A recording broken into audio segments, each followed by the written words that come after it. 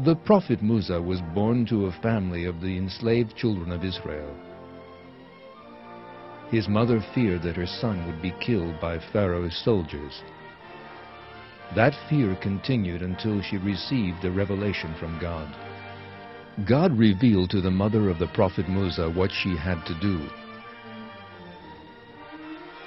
Before Pharaoh's men could kill the baby, the mother of the prophet Musa placed him in a chest and left him afloat on the water of the Nile. The current carried the prophet Musa to Pharaoh's palace.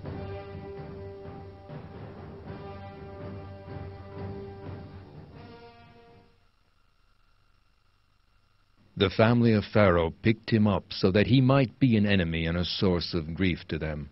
Certainly Pharaoh and Haman and their troops were in the wrong. The wife of Pharaoh said, "A source of delight for me and for you. Do not kill him. It may well be that he will be of use to us, so perhaps we could adopt him as a son." They were not aware. Thus, following the decree predetermined by God, Pharaoh and his family rescued the prophet Musa from the river and adopted him. The prophet Musa began to be raised like a noble Egyptian in Pharaoh's palace.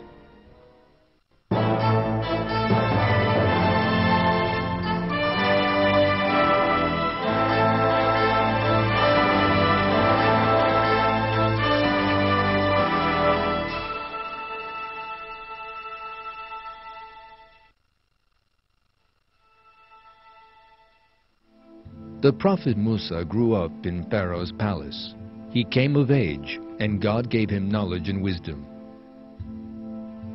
The event which marked a turning point in his life was a fight in which he was involved.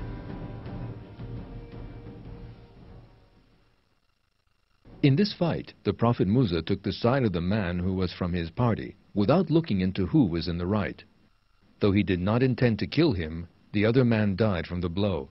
The prophet Musa realized he had erred and repented, seeking refuge in God. He begged God to forgive the sin he had committed. He promised never to be on the side of sinners in the future. However, the prophet Musa had killed an Egyptian. The Egyptians would seek their revenge. As we are told in the Quran, the prophet Musa spent the night in hiding. Pharaoh and the leading men beside him discussed Musa's punishment, even the possibility of executing him. Someone who overheard the discussion came to warn Musa. At this, the prophet Musa left the city and went away from Egypt. The prophet Musa turned to the east of Egypt, to Midian, beyond the Sinai desert. Throughout all that had happened to him, the prophet Musa continued to trust in God and pray to him. On the way to Midian, he said, "Hopefully my Lord will guide me to the right way."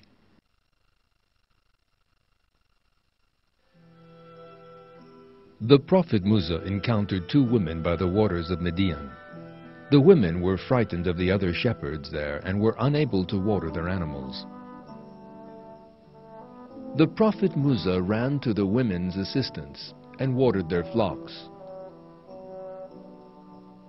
In return for this behavior, the women's father invited the prophet Musa to pay his wages for drawing water for them. He asked the prophet Musa to stay with them and to help him. He said that he would give one of his daughters to the prophet Musa as his wife. The prophet Musa accepted this proposal.